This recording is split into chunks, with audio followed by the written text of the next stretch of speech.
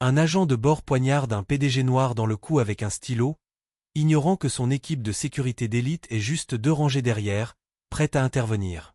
Rejoignez notre chaîne et abonnez-vous, car seuls ceux qui croient qu'aucun dirigeant noir ne devrait se saigner à 9000 mètres d'altitude le feront avant que cette histoire ne commence. Darius Holt franchit l'élégante entrée du terminal privé de Straton Air avec un calme mesuré qui dissimulait à peine la tempête qui s'accumulait sous son air serein. La moquette moelleuse étouffait ses pas, mais tous les regards dans le petit salon percevaient la tension silencieuse qui émanait de l'homme au costume anthracite. À 38 ans, Darius était déjà un titan du monde des technologies, mais aujourd'hui, aucune de ces distinctions n'avait d'importance. Ses pensées étaient concentrées sur une affaire urgente, une négociation secrète de plus d'1 milliard de dollars.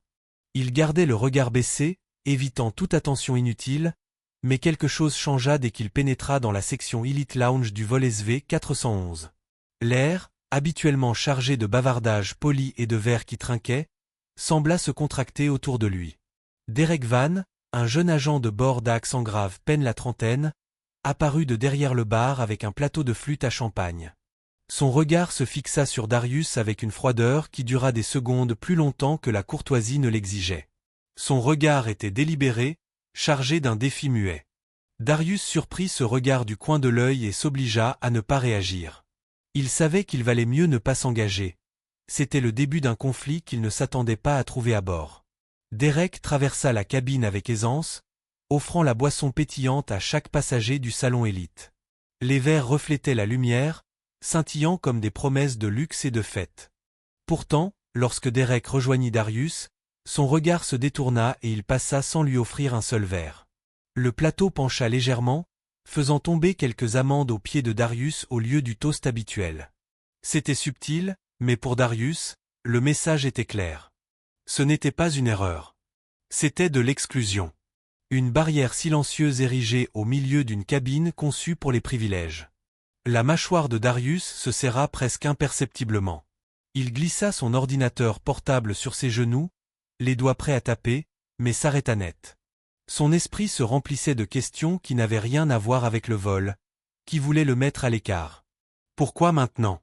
Il jeta un bref coup d'œil à ses 2 gardes du corps, Clay et Mason, assis discrètement quelques rangées plus loin. Tous 2 étaient d'anciens agents de renseignement entraînés, leurs expressions étaient indéchiffrables, mais leurs regards se posèrent sur la silhouette de Derek avec vigilance. Darius sentit le poids de leur vigilance, une assurance silencieuse au milieu de la tension croissante. Il murmura dans sa barbe, à peine audible par-dessus le léger vrombissement des moteurs de l'avion, « Concentrez-vous. On a des choses plus importantes à gérer. » L'avion grondait en roulant sur la piste, le vrombissement étouffé des moteurs formant une bande sonore sourde à la tension grandissante dans la cabine. Darius Holt était assis bien droit dans le siège 2A, les doigts posés légèrement sur le clavier de son ordinateur portable, mais son attention était ailleurs, fixée sur les mouvements de l'hôtesse de l'air, Derek Van. Les pas de Derek semblaient délibérément proches, frôlant Darius de trop près alors qu'il passait sans raison apparente. À chaque fois que Derek s'approchait, ses yeux se plissaient d'un air froid et troublant, comme s'il mesurait quelque chose sous l'apparence calme de Darius. L'hostilité subtile n'échappa pas à Darius, mais il garda le silence, refusant d'accorder aux jeunes préposés la satisfaction d'une réaction. Son esprit, vif malgré l'heure matinale et le poids des négociations imminentes, examinait les possibilités. Était-ce un simple acte de discernement? Ou quelque chose de plus sombre? Le léger frisson qui lui parcourait l'échine lui indiqua la 2e possibilité.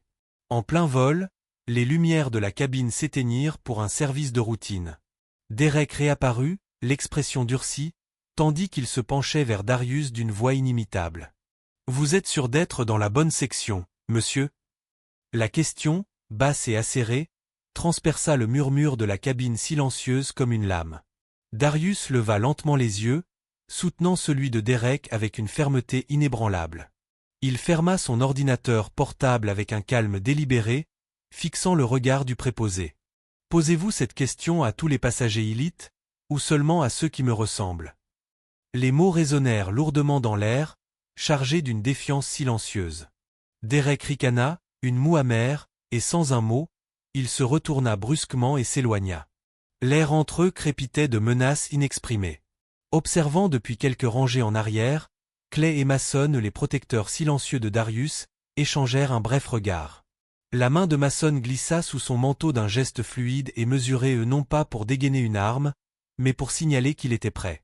Leur entraînement leur avait appris que ce n'était pas une tension ordinaire. Le danger était proche. 10 minutes plus tard, le murmure silencieux de la cabine se brisa à nouveau. Derek apparut avec un plateau en argent, le visage figé dans un masque de professionnalisme froid. « Des amandes offertes », dit-il d'un ton neutre en faisant glisser le plateau vers l'avant. Mais lorsque le plateau bascula, les amandes se répandirent sur les genoux de Darius, se répandirent sur son pantalon anthracite et formèrent une flaque sur la moquette immaculée en contrebas. Le geste était délibéré, humiliant par sa cruauté. Darius se figea, sentant la chaleur se répandre sur ses genoux. Sa voix, ferme malgré la colère qui montait, tranchait sur la tension croissante. « Tu as fait valoir ton point de vue. » Nul besoin de mise en scène. Derek serra les mâchoires, les muscles crispés par une rage à peine dissimulée. « Pas encore, je ne l'ai pas fait, » répondit-il d'une voix basse et menaçante. Puis, une lueur, un éclair soudain d'objet pointu dans la main droite de Derek. L'instant s'étira, figé dans le temps, tandis que ceux qui se trouvaient à proximité réalisaient. Avant que quiconque puisse bouger, Derek se précipita en avant avec une vitesse brutale. Le stylo qu'il brandissait frappa juste, plantant Darius dans le cou. Du sang jaillit instantanément, sombre et vif sur la chemise blanche sous sa veste. Des cris éclatèrent, les passagers haletant et criant de stupeur et de peur. Le chaos explosa comme une tempête déferlant dans l'espace confiné. Derek se pencha, sa voix à peine sifflante par-dessus le vacarme, « Tu ne vaux pas mieux que moi. » Mason était au-dessus du siège avant même que le plateau ne touche le sol. Ses mouvements étaient rapides, précis et impitoyables, une mémoire musculaire entraînée par des années d'opérations secrètes prenant le contrôle en une fraction de seconde. Sans hésitation, il se lança derrière Derek, entoura son torse de ses bras et le projeta en arrière avec une force soudaine qui projeta violemment son corps contre le compartiment à bagages supérieur. Le métal résonna avec un bruit sec, provoquant un halètement collectif chez les passagers autour d'eux. L'espace confiné amplifiait le chaos, une poche de tension étroite où chaque seconde s'étirait comme une éternité. Clay, réagissant tout aussi promptement, était déjà agenouillé près de Darius, dont la respiration était devenue superficielle et saccadée. Ses mains tremblaient, luisantes de sang frais qui suintait de la blessure au couteau dans son cou, tachant le col blanc immaculé de sa chemise d'un rouge sombre et menaçant. Les doigts de Clay appuyaient fermement sur la blessure, exerçant autant de pression qu'il le pouvait sans provoquer davantage de douleur. Son visage était figé, la mâchoire serrée, empreint d'une détermination farouche. Autour d'eux, des murmures de choc et de peur s'élevaient, les passagers murmurant des prières, se serrant les uns contre les autres ou se baissant instinctivement pour éviter la violence qui se déchaînait. L'avion sursauta brusquement sous l'effet de turbulence, faisant se renverser des boissons et entendant les pleurs d'un bébé percer le silence pesant. Dans l'interphone, la voix du copilote perça d'un calme éprouvé. « Restez calme. Urgence médicale en cours. » Mais le calme était un vernis fragile sur cet oiseau de métal suspendu à des kilomètres au-dessus du sol. Derek se débattit farouchement sous l'emprise inflexible de Mason. Son visage se tordit de rage et de désespoir, ses yeux hagards et perçants comme un animal pris au piège. « C'est un imposteur. Il n'a rien à faire ici, » cracha-t-il, ses mots irrités par le venin. Mason resserra son étreinte, ses muscles se contractant sous sa veste tandis qu'il tenait fermement Derek, contrôlant chaque tressaillement et chaque mouvement violent. Le regard de Darius se leva, son esprit s'emballant à travers la douleur et l'épuisement.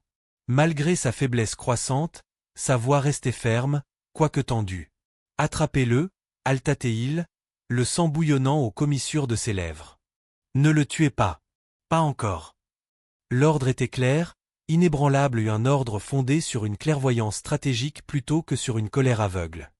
Les mains de Clay ne fléchirent pas tandis qu'il pressait la gaze sur la blessure, concentré à l'extrême. Chaque seconde comptait. L'équipage était figé, pris entre le choc et l'incertitude.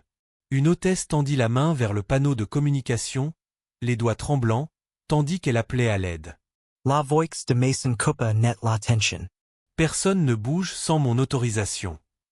Son ton était inflexible. Les yeux rivés sur Derek, Mason s'agita rapidement, sortant une paire de serre-câbles de sa poche. Avec une efficacité froide, il lui attacha fermement les mains dans le dos, les sangles en plastique s'enclenchant en place. Le rire de Derek était glacial, bas, amer et teinté de folie. Même contenu, son sourire narquois promettait le chaos. Ce n'est que le début, murmura Derek avec un sourire tordu, d'une voix suffisamment basse pour que seul Mason l'entende, mais suffisamment forte pour faire frissonner quiconque se trouvait à proximité. L'avion avait encore 1 heure de vol, mais on se serait déjà cru en zone de guerre. Les passagers le fixaient, les yeux écarquillés et silencieux, pris dans une tempête sur laquelle ils n'avaient aucun contrôle.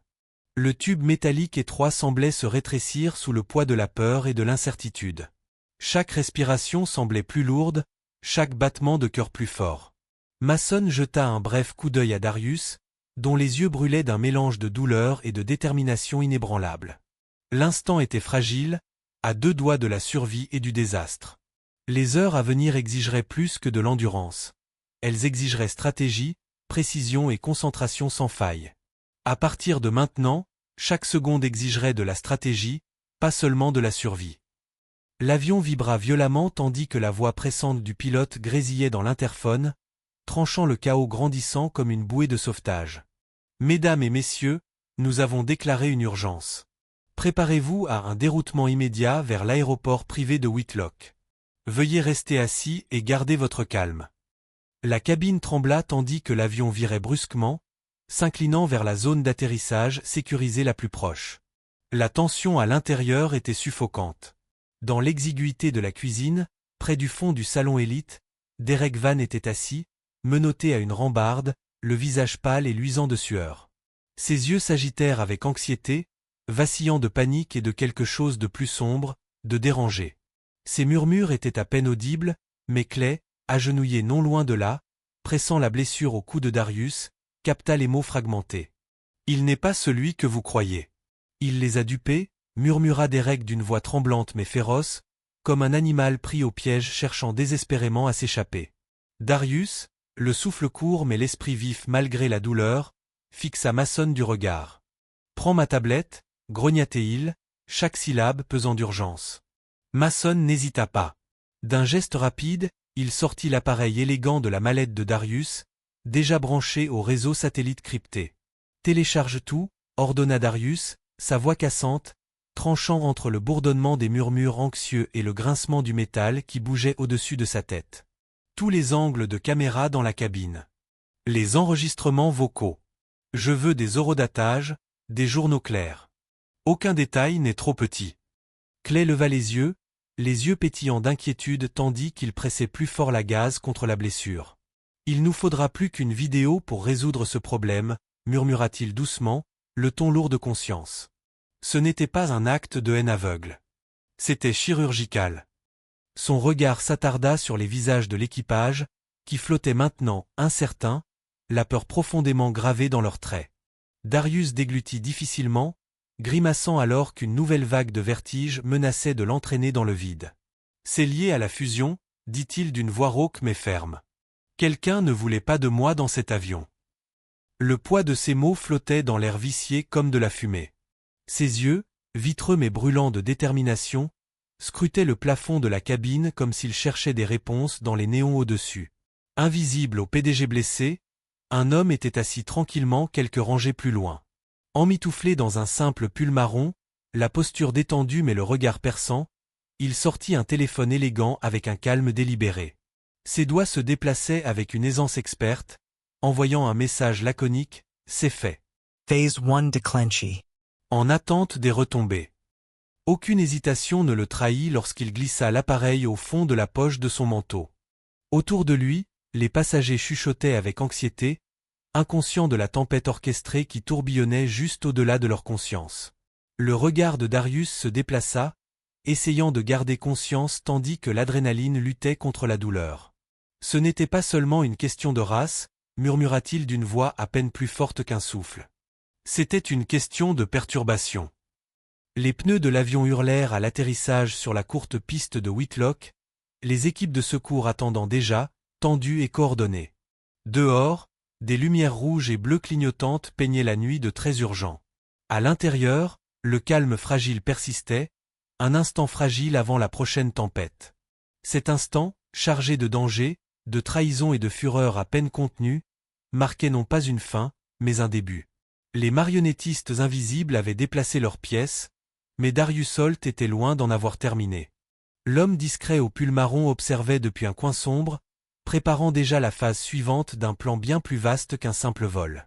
Il ne s'agissait pas seulement de race, mais de perturbation. L'avion atterrit dans une secousse violente qui résonna dans la cabine, les pneus crissant violemment sur la piste tandis que des lumières rouges et bleues clignotantes peignaient les hublots.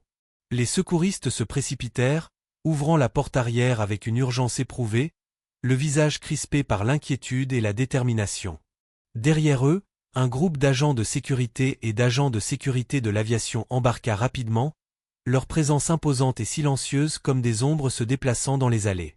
Les passagers retenaient leur souffle, la tension si intense qu'elle pesait sur chaque mur, sur chaque cœur.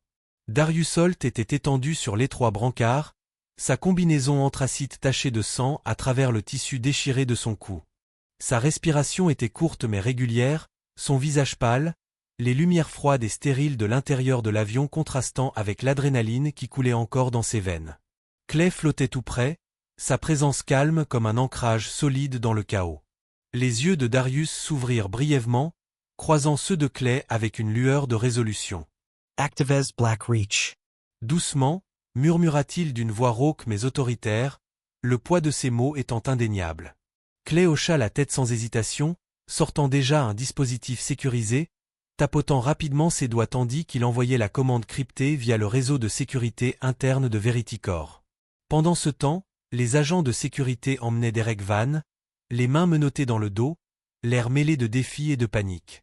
Pourtant, au milieu de l'agitation, l'homme au pull marron, l'observateur silencieux de la rangée 5, avançait avec un calme troublant. Personne ne l'arrêta. Personne ne le questionna tandis qu'il descendait de l'avion, se mêlant sans effort aux passagers comme si de rien n'était. Son sang-froid et son détachement firent frissonner l'air, inaperçus de la plupart, mais pas des sens aguerris de Darius. Lorsque le brancard arriva dans l'espace immaculé d'une chambre d'hôpital privé sécurisée, la nuit avait drapé la ville de ses ombres. Darius fut délicatement transféré sur un lit d'hôpital étroit, entouré de tubes et de moniteurs comme d'une forteresse. Sa blessure, profonde et déchiquetée, palpitait de douleur sous les bandages stériles, mais c'était la douleur invisible, la précision calculée de l'attaque, qui le perturbait le plus. Ce n'était pas un acte de violence aléatoire. C'était une frappe méticuleusement exécutée, destinée à envoyer un message. Mason arriva peu après, le visage sombre sous les lumières fluorescentes crues. Sans un mot, il activa Blackreach à fond le protocole de sécurité secret d'élite intégré à l'infrastructure de Veriticor. Les écrans s'allumèrent dans une salle de guerre sécurisée hors site tandis que l'équipe de Mason commençait ses fouilles numériques. Les dossiers internes du personnel furent épluchés, les manifestes de vol vérifiés et chaque détail du parcours professionnel de Derek Van fut dévoilé. La traque fut méticuleuse, impitoyable. Et puis, il refit surface. Un dossier scellé, daté de 5 ans, marqué d'un drapeau rouge éclatant, un dossier caché au plus profond du coffre des ressources humaines de Straton Air, délibérément enterré par une personne influente et puissante. Darius ouvrit lentement les lèvres, les pièces se rassemblant comme des éclats de verre formant une mosaïque sombre. Ils l'ont placé, murmura-t-il d'une voix cassante mais féroce. Ce n'était pas un agent impétueux. Il a été préparé pour ça. Les yeux de Mason se plissèrent tandis qu'il assimilait la gravité de la révélation. Vous avez des ennemis prêts à se saigner pour un délai, dit-il doucement, la voix lourde d'avertissement. Darius se tortilla sur le lit, la gorge brûlante de douleur, mais le moral intact. Il se pencha en avant, la tension évidente dans chacun de ses mouvements, le regard rivé sur celui de Mason comme s'il mettait le monde au défi. Alors il est temps de leur faire regretter de respirer. La nouvelle de l'agression au couteau s'était répandue dans les médias comme une traînée de poudre. De retour au siège de Straton Air, la salle de conférence stérile vibrait d'un calme forcé, contrastant fortement avec le chaos qui régnait au-delà des murs. Wendell Creighton, le PDG de la compagnie aérienne, se tenait au bout de la table, son assurance habituelle brisée par ses lèvres pincées et ses poings serrés. Son regard anxieux parcourut les visages de ses cadres supérieurs, tentant d'orienter le récit vers la limitation des dégâts. Nous traitons cet incident comme un incident isolé et regrettable, déclara-t-il fermement, bien que le tremblement de sa voix trahît son malaise. La sécurité de nos passagers et de notre équipage reste notre priorité absolue. Pourtant, derrière ces mots, Wendell sombrait dans la panique. La tension était palpable dans la salle, comme un aveu tacite que l'affaire était loin d'être terminée. Son téléphone vibra soudain sur la table en chêne poli, l'écran affichant un numéro inconnu. La main de Wendell trembla légèrement lorsqu'il répondit. « Est-ce à propos de l'avion ?» La voix à l'autre bout du fil était calme, froide et inflexible. « Il s'agit de toute votre opération. » Avant que Wendell ne puisse répondre, la ligne fut coupée. Son visage pâlit instantanément, la gravité de l'appel l'envahissant plus profondément que la pression d'une salle de réunion. Pendant ce temps, à des kilomètres de là, Mason et Clay étaient penchés sur des écrans lumineux dans une pièce faiblement éclairée et sécurisée. Le bourdonnement des ventilateurs d'ordinateurs remplissait l'air, se mêlant au murmure bas de leurs voix concentrées. Ils retraçaient l'empreinte numérique de Derek Van avec une horreur croissante. « Il n'y a pas d'emploi vérifiable avant Straton », marmonna Clay, les yeux plissés par les lignes de code et les relevés de transactions. Seulement des paiements anonymes, des messages cryptés et un lien avec une société écran appelée Cinderlight Holdings. Mason serra les anchoires. C'est la couverture des saboteurs de marché que nous soupçonnions. Alors que la nuit tombait, Darius gisait dans sa chambre d'hôpital, la lumière blanche et crue projetant des ombres nettes sur les murs. Son corps était douloureux, mais son esprit s'emballait plus vite que jamais. Un fichier sécurisé venait d'atterrir sur sa tablette cryptée, le cadeau d'un lanceur d'alerte anonyme. Le contenu était glaçant, des journaux de vol retraçant des mouvements suspects correspondant au plan de voyage de Darius, des pistes de paiement remontant à échelon Gridwork, et, plus accablant encore, une note confidentielle intitulée « Proposition de compromission physique de la direction de Veritycore ». La signature était sans équivoque, quelqu'un au sein même de l'entreprise que Darius négociait d'acquérir. Clay se pencha, l'écran se reflétant dans ses grands yeux. « Ils ont essayé d'empêcher la fusion en poignardant le conducteur », dit-il, incrédule, le poids de la trahison pesant lourdement sur la pièce. Darius soutint le regard de Clay, la voix basse mais tranchante comme un rasoir malgré sa faiblesse. « Ils n'ont pas réussi à empêcher le vol. Mais ils parient sur nous pour arrêter la guerre. » À l'aube, la lumière stérile de la suite d'hôpital perça brusquement les ombres persistantes. Darius Holt était assis bien droit au bord de son lit, le cou toujours bandé, mais le regard brûlant d'une détermination farouche. Les événements des dernières heures le pesaient lourdement, mais il n'y avait pas de place pour la faiblesse, pas maintenant. La porte s'ouvrit doucement, et un à un, ses plus proches conseillers entrèrent. Reban Carlisle, le directeur des opérations chevronné à la présence calme et imposante, prit place près de la fenêtre, calculant déjà silencieusement des chiffres sur sa tablette. Tobias Grant, l'esprit lucide du juriste, au regard d'acier et à la mâchoire inflexible, croisa les bras en scrutant la pièce. Finalement, Miles Lin, le jeune responsable cybernétique dont les doigts agiles avaient déjà commencé à tracer des fils numériques, se posta à un poste de commandement improvisé, au pied du lit de Darius. Darius ne perdit pas une seconde. « Il faut agir vite », dit-il d'une voix ferme mais pressante. « Isoler la menace. Identifier chaque maillon, chaque acteur. Démasquer les collaborateurs. Puis riposter là où ça fait mal. Financièrement, légalement. Pas émotionnellement. » Son regard balaya la pièce, attirant l'attention tel un général rassemblant ses troupes avant la bataille. Miles hocha la tête sans hésiter. « Je suis déjà plongé dans les traces des actifs de Cinderlight Holdings. Il y a des mouvements sur plusieurs comptes offshore et sociétés écrans qui y sont liés. Nous remontons la piste jusqu'à plusieurs investissements non déclarés dans les filiales de Straton Air. » Il parcourut les lignes de code projetées sur l'écran de sa tablette, les doigts survolant les touches. Reban se pencha en avant, le poids de la survie de l'entreprise pesant sur lui. « Je prépare une conférence téléphonique d'urgence avec les actionnaires. Nous devons les rassurer sur le fait que la situation est gérée. Si la panique se propage, l'action pourrait s'effondrer avant que nous ayons le temps d'agir. » Mais ce fut Tobias qui changea le ton de la salle. Sa voix était basse, mais teintée d'une intensité glaciale. « Il y a plus. Straton Air n'est pas seulement négligente, elle est complice. » Il fit glisser un dossier sur la table. Regardez ça.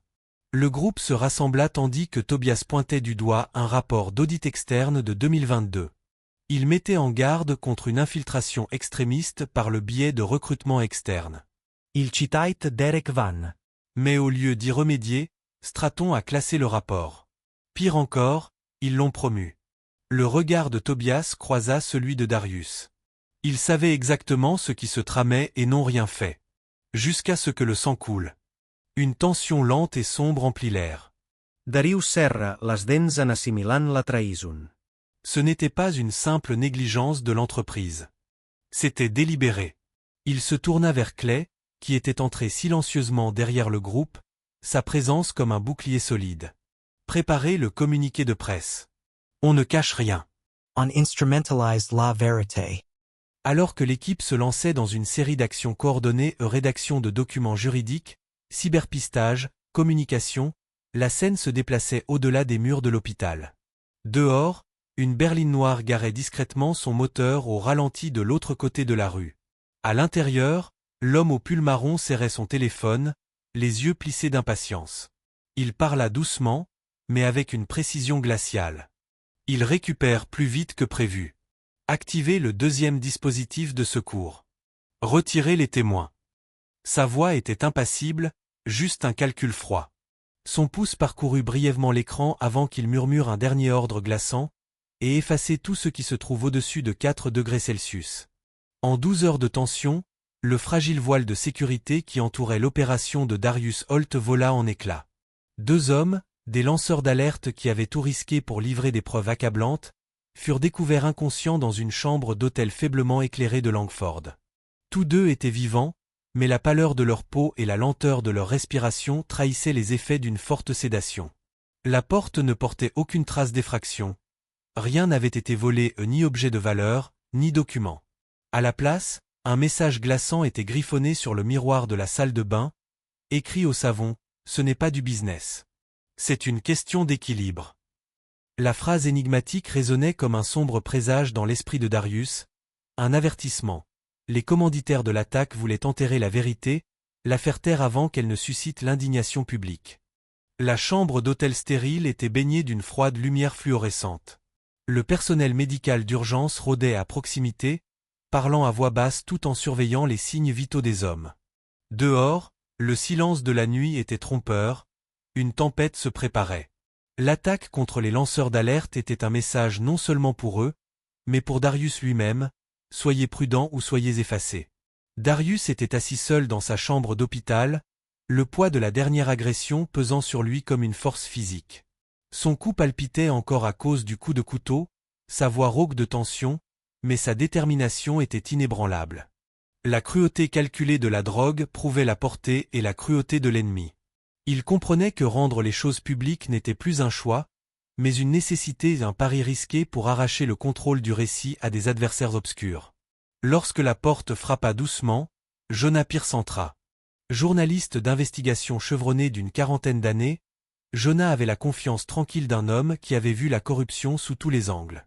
Son regard perçant scrutait la chambre d'hôpital, observant les cicatrices gravées sur le visage de Darius et l'intensité brûlante de son regard. « Tu es sûr de ça ?»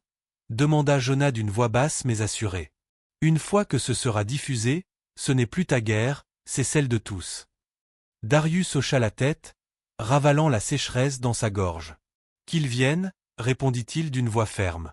Mais maintenant, le monde entier va nous regarder. » Les deux hommes ont étalé les preuves sur la table improvisée. Des images vidéo de la cabine montrant Derek se précipitant avec un stylo, des dossiers internes du personnel révélant des couches de dissimulation et l'audit scellé exposant la dissimulation délibérée de Straton Air.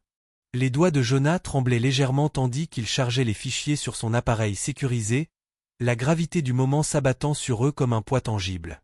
Alors que la nuit tombait, Jonah publia l'exposé numériquement sous un titre qui détonnait « Sabotage à 11 000 mètres ». En quelques heures, l'histoire se répandit comme une traînée de poudre sur les plateformes d'information, les réseaux sociaux et les forums de discussion. Les images vidéo brutes, non filtrées et terrifiantes, montraient l'agression violente de Derek dans les moindres détails. L'indignation publique éclata aussitôt. Mais ce n'est pas seulement l'acte de violence qui déclencha la fureur, mais le silence calculé et la complicité qui suivirent. Dans les terminaux de Straton Air, les protestations se multiplièrent, se transformant en une marée de voix exigeant justice. Des pancartes portant les inscriptions « Responsabilité maintenant » et « Fini les dissimulations » flottaient comme une mer de défiance. D'anciens employés, enhardis par ces révélations, se manifestèrent et divulguèrent des fichiers supplémentaires révélant une négligence systémique et des tactiques d'intimidation. Chaque nouvelle révélation attisait les flammes de l'indignation, révélant une entreprise prête à sacrifier des vies pour préserver ses profits. De retour à l'hôpital, Darius regardait les actualités sur sa tablette. L'atmosphère était électrique, imprégnée d'une soif collective de vérité et de changement. Pourtant, sous son apparence endurcie, une tension se resserrait dans sa poitrine. Il savait que la bataille était loin d'être gagnée. Les forces qui s'opposaient à lui étaient puissantes, cachées dans des ténèbres plus profondes qu'il ne l'avait imaginé. Le message laissé sur le miroir résonnait sans relâche. L'équilibre, pas les affaires. C'était un avertissement, chaque geste avait désormais un coup dangereux. La nuit s'écoulait, une veillée agitée sous des lumières stériles. Darius serra les mâchoires et murmura à personne d'autre qu'à lui-même. Le feu avait quitté la cabine et brûlait maintenant la tour. Si ce moment vous a fait serrer les poings et accélérer votre rythme cardiaque, ne passez pas à côté. Abonnez-vous et devenez membre, car le silence protège les violents, pas les innocents. Les conséquences ont ébranlé les fondations déjà fragiles de Straton Air tel un tremblement de terre. L'action de la compagnie aérienne a chuté du jour au lendemain, ébranlant profondément la confiance des investisseurs. Au cœur de la tempête, Wendell Creighton, PDG de Straton, s'est retrouvé acculé et désespéré. Sa tentative de démission a été rapidement rejetée par le conseil d'administration, le contraignant à un interrogatoire crucial devant le comité d'éthique des transports. La salle d'audience stérile vibrait de tension, les lumières fluorescentes crues projetant des ombres nettes sur la table polie où Wendell était assis, les mains tremblant légèrement tandis que les questions se rapprochaient de lui. Sous la pression croissante, Wendell perdit son sang-froid. Il s'éclaircit la gorge et commença à contre-cœur à démêler le dark web derrière la survie de Straton. Nous avons contracté ce qu'on appelait un prêt stratégique de conformité auprès d'une société privée liée à Cinderlight Holdings, avoua-t-il d'une voix faible mais assurée. Ces fonds nous ont permis de rester à flot au plus fort des pertes liées à la Covid-19. Son regard scrutait nerveusement les membres du comité, avides d'en savoir plus. En échange, l'entreprise a obtenu le droit de placer 3 consultants à des postes clés en RH et en recrutement. Derek Van était l'un d'eux. Le silence s'installa, le poids de son aveu s'évaporant. Pendant ce temps, loin de la salle de comité stérile, Darius Holt était assis dans la salle de conférence faiblement éclairée de la suite hospitalière sécurisée. La lumière vive de l'écran de sa tablette éclairait son visage fatigué tandis qu'il parcourait les derniers dossiers découverts par son équipe. À côté de lui, Clay se pencha en avant, les yeux plissés, et dit doucement « Il y a quelque chose que vous devez voir ». Darius fit défiler l'écran pour révéler un fichier numérique intitulé « Doctrine de la nuit ». Le document était glaçant. Un plan complexe et impitoyable visant à cibler 5 PDG d'entreprises technologiques et énergétiques dirigées par des minorités. Chaque nom était listé avec des détails précis sur les vulnérabilités, les échéanciers et les méthodes de perturbation. Le nom de Darius était gravé en gras en haut de la liste. Il marqua une pause, la mâchoire serrée tandis qu'il parcourait la liste des yeux. Mais un nom ressortait, barré d'un épais trait rouge, Victor Stance, PDG de Piravolt Energy. Victor, Murmura Darius d'une voix basse, teintée de malaise. Le visage de Clay s'assombrit. Il est mort l'hiver dernier dans un accident de ski. Aucune enquête, aucun acte criminel n'a été déclaré. La pièce semblait plus froide, la vérité tacite pesante. Darius serra les poings sur la table, le faible pouls dans sa gorge lui rappelant sa blessure, mais son esprit s'emballait au-delà de la douleur physique. Je n'étais donc pas le premier, dit-il d'une voix tremblante, mêlée de colère et de détermination farouche. La porte s'ouvrit en grinçant et Mason entra, sa présence ferme mais pressante. Il tenait un téléphone à la main et tapotait l'écran avec attention. « On vient de recevoir un message », annonça Mason d'un ton sec mais sérieux. « Quelqu'un prétend avoir travaillé pour Nightfall. Il veut parler.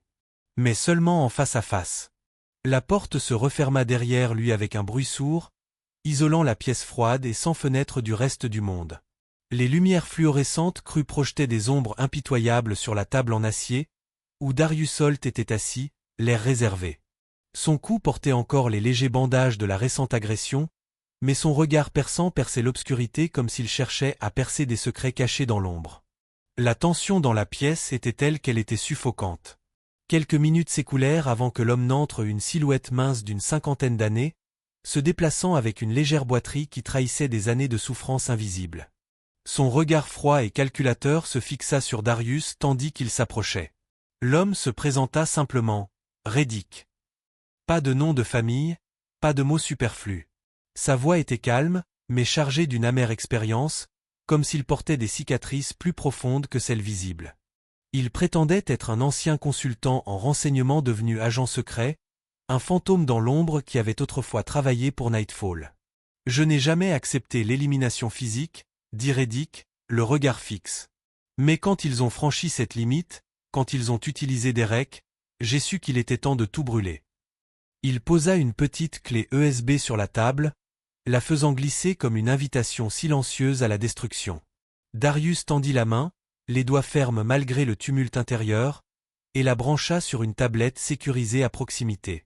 Des fichiers commencèrent à s'ouvrir, des plans de surveillance gravés avec une précision glaciale, des cartes d'attaque marquées d'une intention impitoyable, des profils psychologiques décortiquant les esprits de 5 cadres des cibles, toutes vouées à la destruction. Des protocoles de minutage prévoyaient le moment exact où chaque frappe devait être exécutée. La voix de Reddick rompit le silence. La nuit tombe plus fort que le sabotage. C'est une idéologie. Il croit que les systèmes hérités doivent survivre à tout prix, même au prix de sang. Le chef juridique de Darius, Tobias Grant, se tenait à ses côtés, parcourant les documents. Son visage se crispa, ses yeux se rétrécissant en regardant un dossier précis. « Ils allaient simuler une dépression nerveuse pour toi, » murmura Tobias, l'incrédulité tintant ses paroles. « T'interner sous de faux dossiers psychiatriques. » Unhatchement de Ted Ammer de Reddick confirma le plan. Ils ne veulent pas seulement te voir partir, Holt. Ils veulent te discréditer. Effacer de l'histoire. La pièce sembla se rétrécir sous le poids de ces mots. Darius fixa l'écran en silence, ravalant la boule froide qui se formait dans sa gorge. Puis ses yeux se posèrent sur un dossier intitulé « Phoenix Sleep ».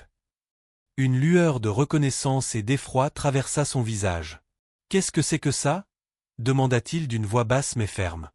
Reddick évita la question, détournant le regard un instant, l'ombre d'un sourire sinistre hantant ses lèvres. « C'était, dit-il finalement, votre plan de secours pour votre expulsion. » Un long silence s'écoula entre eux. La phrase résonna de façon inquiétante dans l'air, se posant comme une ombre à travers la pièce. Vous n'étiez pas censé survivre à ce vol. La salle d'audience vibra d'un silence tendu tandis que la dernière preuve était dévoilée aux sénateurs et à la presse rassemblée. Darius Holt se tenait près du premier rang, le cou toujours bandé, la légère cicatrice sous ses yeux rappelant brutalement la récente attaque. Malgré sa voix affaiblie, ses yeux brûlaient de détermination. Ce n'était plus un combat personnel. C'était une bataille pour la justice et la vérité au plus haut niveau. Tobias Grant, le directeur juridique de Verity Corp, s'avança, un dossier à la main, dont le contenu était maintenant projeté sur le grand écran derrière lui. Les images, granuleuses mais indéniables, montraient la note interne de Straton Air, un document recommandant Derek Van pour ce qu'elle qualifiait de façon glaçante de « déploiement de perturbations sociales ». Un profond silence s'abattit sur la salle, chacun se demandant avec quelle gravité il venait de voir ce qu'il venait de voir. L'idée qu'une compagnie aérienne puisse instrumentaliser ses employés pour déstabiliser ses concurrents était à la fois choquante et terrifiante. Un sénateur assis au fond de la salle se pencha en avant, sa voix à peine plus forte qu'un murmure, mais suffisamment forte pour résonner dans toute la salle. Avons-nous assisté à une tentative d'assassinat, déguisée en service client? La question résonna comme un coup de tonnerre, résonnant dans toutes les oreilles. Les téléphones claquèrent, les journalistes s'empressèrent de taper, et les réseaux sociaux explosèrent en quelques minutes avec le terme # déploiement de perturbations sociales. Darius sentit le poids de tous les regards dans la salle. Ce fut le tournant non seulement pour lui, mais pour tous les dirigeants et actionnaires qui se sentaient impuissants face à la guerre des entreprises. Derrière lui, Clay et Mason se tenaient stoïques, sentinelles silencieuses surveillant chacun de ses mouvements.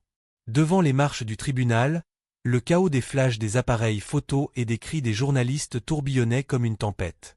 Darius leva la main, faisant signe au silence. Sa voix était ferme mais mesurée, la douleur vive sous le calme apparent était indéniable. Ce n'était pas un incident aérien. C'était une guerre économique. Il marqua une pause, scrutant la foule. Et à ceux qui se cachent encore derrière des terminaux privés et des sociétés écrans. Je n'ai pas fini. Ces mots coupèrent net les murmures, une promesse et un avertissement à la fois. Les journalistes le bombardèrent de questions, leurs voix se chevauchant dans une cacophonie, mais Darius ne faiblit pas. Encadré par Clay et Mason, il s'éloigna d'un pas assuré, tel un homme sortant de l'obscurité vers la lumière de l'exposition. Derrière lui, au loin, un grand panneau d'affichage de Straton Air était en train d'être démonté, symbole de l'effondrement d'un empire bâti sur la tromperie et la trahison. L'ère d'Issio nous appartient à tous désormais. La réaction s'abattit sur Straton Air comme un raz-de-marée, rapide et implacable. En quelques jours, l'action de la compagnie aérienne s'effondra, les investisseurs fuyant, les actionnaires exigeant des réponses et les médias fouillant sans relâche les moindres recoins. 2 semaines plus tard, sous la pression croissante et sous une avalanche de preuves accablantes, Straton Air fut contrainte de déposer le bilan, chapitre 11. La compagnie aérienne, autrefois fière, connue pour sa clientèle d'élite et son service de luxe, était désormais un exemple à suivre dans les conseils d'administration et les cercles du secteur.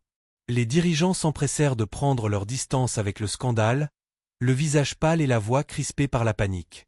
Ils clamèrent leur ignorance, niant toute connaissance des forces obscures qui rôdaient dans leurs rangs. Mais les SMS découverts lors d'enquêtes internes ont dressé un tableau différent. Discussions sur le pot de vin, courriels cryptés ordonnant le silence et virements bancaires vers des sociétés écrans directement liées à Cinderlight Holdings. Leur sort était scellé, non par accident, mais par une série de dissimulations délibérées. Pendant ce temps, les répercussions de l'opération Nightfall se sont propagées plus loin que quiconque ne l'avait anticipé. 3 autres PDG, dont les noms avaient autrefois figuré dans la presse économique et dont les entreprises étaient sur le point de révolutionner leur secteur, sont sortis de l'ombre. Chacun d'eux a raconté des histoires terriblement similaires. Des « accidents » qui ont failli leur coûter la vie, des comportements suspects de la part d'employés de confiance et des sabotages évités de justesse qui défiaient toute coïncidence. Ils étaient les survivants d'une guerre secrète menée par un ennemi invisible déterminé à maintenir le statu quo à tout prix. Constatant le schéma et la menace, Darius a agi rapidement. Il a convoqué une réunion privée avec ses hommes, blessés mais intacts, dont les expériences constituaient un témoignage terrifiant de l'influence de Nightfall. Dans une salle de conférence sécurisée et anonyme, au cœur du siège de Veritycore, il présenta le concept du « cercle de l'avant-garde ». Il s'agissait d'une alliance confidentielle, des dirigeants liés non par leur secteur d'activité, mais par un objectif commun. Exposer, démanteler et vaincre les forces systémiques conçues pour écraser l'innovation et le leadership minoritaire. Les hommes échangèrent des regards méfiants, leurs visages marqués par la fatigue et un espoir prudent.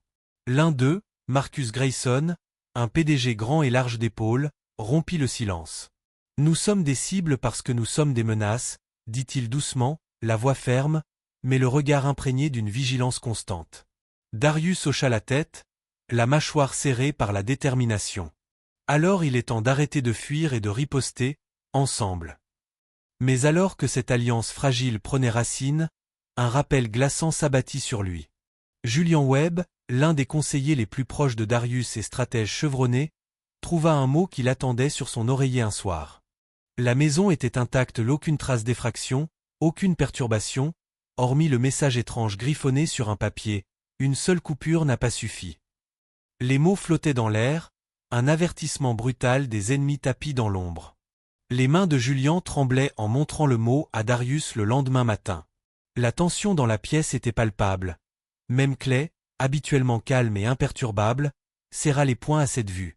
Cette guerre, dit Darius lentement, d'une voix basse mais féroce, ne s'est jamais vraiment arrêtée. Elle a seulement marqué une pause. Il nous rappelle que le ciel leur appartient encore, et qu'il peut s'obscurcir. Déterminé à ne pas se laisser prendre au dépourvu, Darius annonça une nouvelle initiative, Skyguard.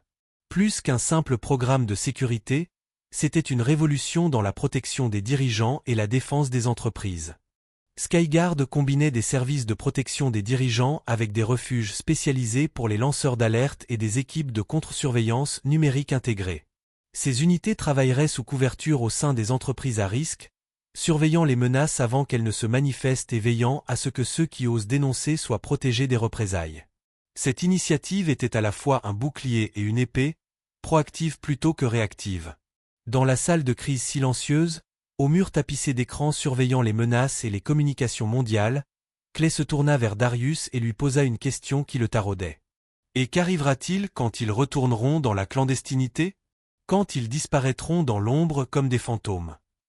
Darius soutint son regard, ses yeux brûlants d'une détermination endurcie qui réduisit la salle au silence. Il se pencha en avant, la voix posée, tranchant la tension comme un rasoir. Alors, on creuse plus profond. La salle retint son souffle tandis que ces mots s'installaient, une promesse tacite de poursuite acharnée, une déclaration que leur combat était loin d'être terminé. Car maintenant, plus que jamais, ils étaient dotés de connaissances, d'alliés et d'un plan. Parce qu'on ne vole plus à l'aveugle. Le bourdonnement froid des serveurs informatiques emplissait le centre de commandement souterrain de la sécurité aérienne de Veriticor, tandis que Darius Holt se tenait immobile devant une rangée d'écrans. Chaque écran scintillait de flux de données et journaux de vol, scans biométriques, analyse du comportement de l'équipage, un réseau complexe conçu pour détecter le moindre signe de perturbation avant qu'il ne provoque le chaos. La pièce était sombre, la lueur bleu pâle des interfaces d'IA projetant des ombres nettes sur le visage de Darius, révélant la lassitude gravée par des mois de combat acharnés. Ses yeux, cependant, brûlaient d'une détermination inébranlable. 3 mois s'étaient écoulés depuis l'attaque au couteau du vol SV-411, et pourtant les cicatrices persistaient, non seulement sur son corps, mais aussi au cœur même de l'industrie aéronautique. Ce qui avait été un cauchemar personnel s'était transformé en un mouvement national. Derrière lui, l'agitation silencieuse des analystes et des experts en sécurité orchestrant les opérations du centre de commandement contrastait fortement avec la violence et la trahison qui avaient tout déclenché. La loi sur l'intégrité des passagers et la sécurité des cadres, fraîchement promulguée, flottait comme un étendard de victoire dans l'esprit de Darius. Le Congrès avait réagi rapidement au tollé, exigeant des examens psychologiques et des évaluations des préjugés obligatoires pour tout le personnel chargé du transport d'élite. Cette législation n'était pas seulement un changement de politique, c'était un bouleversement radical né de l'indignation publique et de la pression stratégique exercée par le cercle d'avant-garde, une coalition d'entreprises dirigée par des minorités s'unissant pour reconquérir sécurité et dignité. Straton Air est officiellement sur la liste noire de tous les grands réseaux de transport, rapporta Miles Lin, responsable cyber de Veriticor, depuis un terminal voisin, les doigts tapotant rapidement sur le clavier. Leur réputation est en chute libre. Les investisseurs se retirent d'heure en heure. Darius hocha la tête, ravalant une boule sèche dans sa gorge. L'entreprise qu'il avait si impitoyablement mis en danger, lui et tant d'autres, était en train de s'effondrer. Mais son esprit s'attardait sur une ombre plus sombre, Derek Van. L'ancien agent de bord qui avait tenté de mettre fin à ses jours. Derek était désormais en détention fédérale, le silence étant sa seule défense lors des interrogatoires. Son regard, froid et indéchiffrable, ne trahissait rien. Mais Darius savait que le danger ne disparaissait pas simplement derrière les barreaux. « Avez-vous des nouvelles de Reddick » demanda Darius à Mason, son responsable de la sécurité, d'une voix ferme malgré le poids qui pesait sur lui. Mason, grand et au regard perçant, marqua une pause avant de répondre, « Aucune trace. » Après avoir remis le dossier Phoenix Slip, il a disparu. Pas d'appel, pas d'empreinte numérique. Mort ou fantôme? On ne sait pas. Samaquar S.E. Crispa. Mais il y a plus. La piste des données de Cinderlight est profonde. Des réseaux technologiques sud-américains sont toujours actifs et s'immiscent dans le réseau. Le regard de Darius se durcit. C'est comme si on avait éteint un feu d'artifice, mais la mèche était déjà attachée à 1000 autres. L'expression de Mason N.E. Vasilapa. Exactement. Ce n'est pas fini. Les mots flottaient dans l'air, un avertissement et un défi. Darius se détourna des écrans et se dirigea vers son bureau, le claquement rythmé de ses chaussures cirées contrastant fortement avec le chaos extérieur. Sur son bureau se trouvait une petite maquette méticuleusement réalisée du vol SV-411, l'avion même qui avait failli lui coûter la vie. La réplique était impeccable jusque dans les moindres détails. Le siège exact où l'assaut avait eu lieu, l'insigne du salon élite, jusqu'à la plus légère éraflure sur l'aile.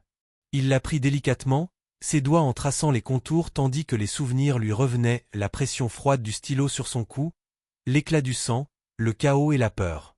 Mais plus que de la douleur, c'était désormais un symbole. Un rappel de la survie et de la guerre qui ne faisait que commencer. Parfois, survivre ne suffit pas, il faut faire de sa survie son avertissement. 6 mois s'étaient écoulés depuis ce jour fatidique où un stylo avait appuyé violemment sur le cou de Darius Holt, transperçant plus que la peau. Il avait entamé sa confiance, sa sécurité et les fondements même de sa vie. Aujourd'hui, l'air autour de lui était différent. N'étant plus empreint de peur ou de suspicion, il vibrait d'une détermination tranquille et d'un but nouveau.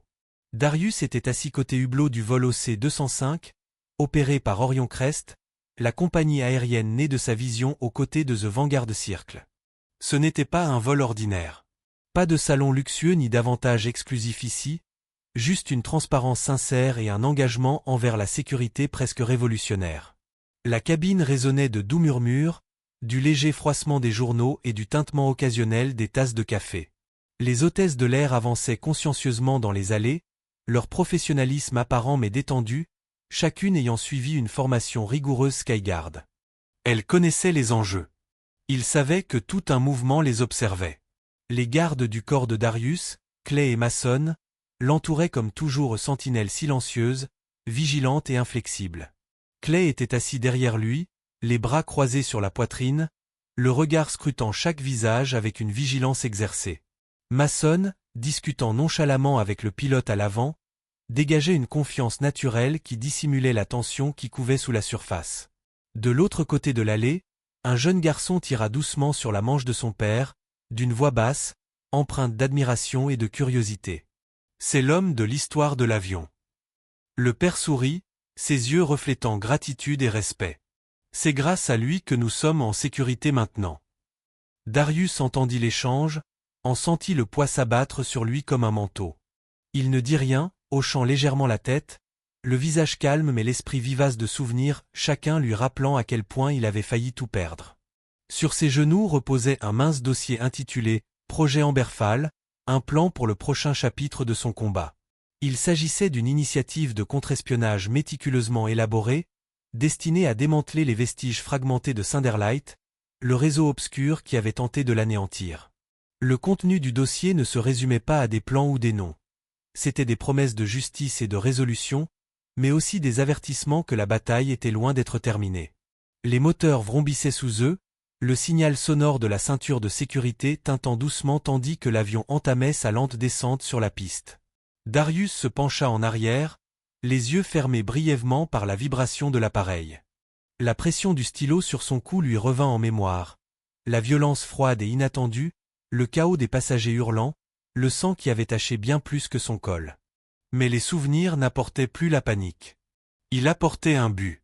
Par la fenêtre, l'aube se levait, les nuages s'écartant comme des rideaux révélant un nouveau jour. La lumière du soleil éclairait le ciel de ses rayons dorés, fragiles mais invincibles. Pour la première fois depuis des mois, Darius ressentit une lueur d'espoir qui ne se limitait pas à la survie, mais au changement, un changement réel et durable. Ses pensées furent interrompues par la voix basse mais ferme de Mason. Ils essaieront de revenir. Les incendies que nous éteignons maintenant ne feront qu'en attiser d'autres. Darius ouvrit les yeux et soutint le regard de Mason avec une détermination inébranlable. Ensuite, nous imperméabiliserons le ciel. L'avion s'éleva doucement dans les nuages qui s'éclaircissaient, le sol s'effaçant à mesure qu'il prenait de l'altitude. Le monde en contrebas était vaste et incertain, mais la voie de Darius était toute tracée. Il n'était plus seulement un homme fuyant le danger, c'était un homme qui avait forcé ce danger à apparaître au grand jour et qui l'Y maintiendrait. Et cette fois, il volait avec détermination, pas seulement avec une destination. Il a atteint le pouvoir, et ne l'a même pas vu venir. Si vous défendez la force, la justice et la responsabilité, abonnez-vous et rejoignez la chaîne. Ensemble, nous nous élèverons. Avertissement, l'histoire que vous venez de regarder est une fiction, Créé pour mettre en lumière les dangers d'une agression incontrôlée et l'importance de la responsabilité dans des environnements sous pression. Son objectif est de sensibiliser, de promouvoir l'empathie et de susciter des discussions sur la justice, le pouvoir et la responsabilité professionnelle.